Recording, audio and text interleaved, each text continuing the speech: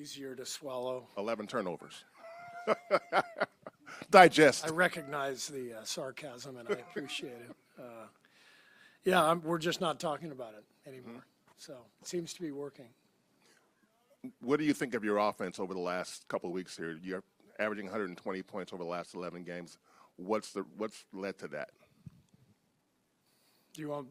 Was that a rhetorical question? Or? There has to be more than that, though, right? Well, yeah. I mean, I think we're in a good groove with our rotation, and it helps to have the same lineups out there to have Melt and Al both healthy and playing well, and it feels like the version of the team that we expected. When we signed those guys over the summer with the depth, and so we're getting into a good groove. How actively are you ignoring the turnover conversation? Like nothing in film? I just say, I don't mention the word. I just say, hit singles, be solid wins the game, and I'm not bringing it up anymore. How about film? Will you show a bad pass? Nope, not showing any. Just total ignorance. It's just bury your head in the sand like an ostrich, and it's working. So when did you decide this? A couple weeks ago. We did it in 22 after the Memphis series, when we were turning it over left and right, and we just decided, after showing clips of turnovers and talking about it and hammering the point home, and it wasn't working, we just stopped talking about it, and that worked too. Was it a specific game this year you remember it being after? Like, just been it's been the last few games. Yeah. Okay. It's a good life lesson. Just ignore all of your problems and, never acknowledge them. Don't look in the mirror. Just ignorance is bliss. So they get fixed, right? Yeah, that's right. Like a fish. Hey, Steve, over here. How big was it to extend that lead, especially in those non-Steph minutes? Yeah, the end of the third quarter was the key to the game.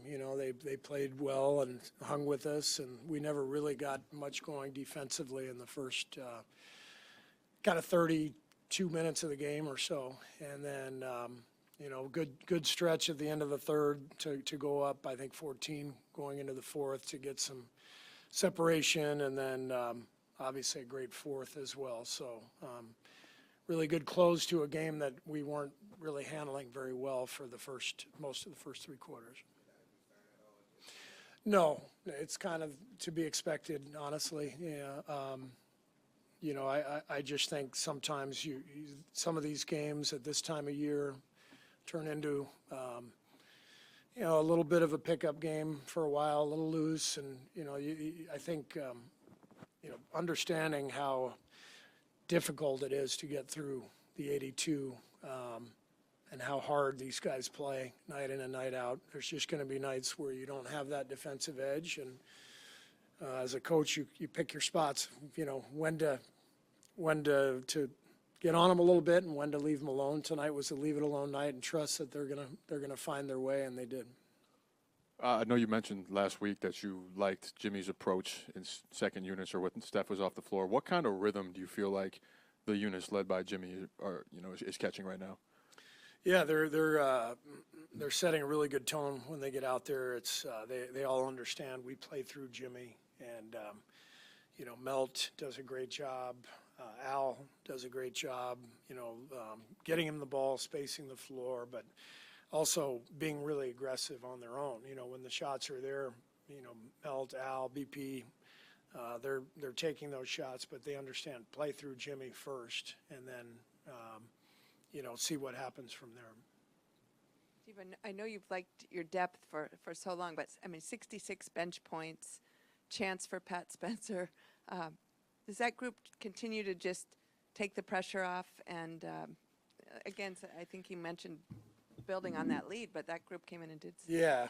We are a very deep team, so we have to rely on that. And this is a time of year when you really lean into that. We're kind of entering the dog days, or maybe we've already been there now till the All-Star break. It's a time of year where you want to lean into your depth, and a lot of guys are really stepping up and playing at a high level. I thought both Gary and Guy were fantastic tonight, and always fun to see those guys out there with their energy. Another question about the bench. It seems like Pods and Melton just play really well together in that second unit. How do they sort of complement each other when they're playing with Jimmy? Well, they're both combo guards. They're both capable of playing on or off the ball, and it's helpful to have two guys like that taking the pressure off of each other.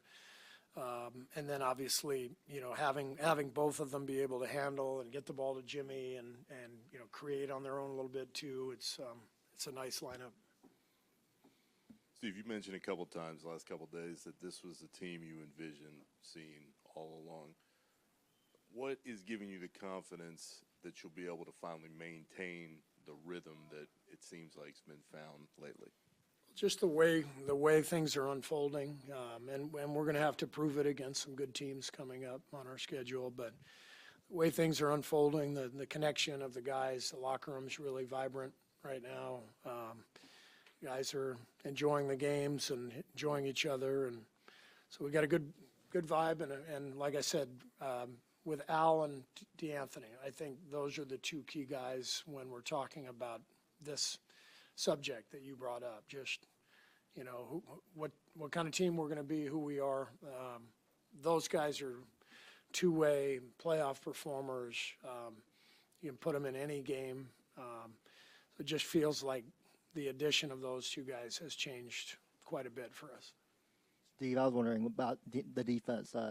DeAnthony, kind of how does he unlock the bench defensively as a point of attack defender? Kind of what has his impact been on that side of the ball for the bench unit? His speed and athleticism just pops.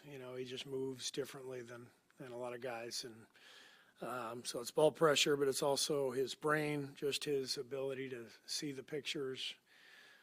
Jump a passing lane, help out at the right time. Really smart player, and when you match that athleticism and speed and quickness with, really high basketball IQ, it's a great combination.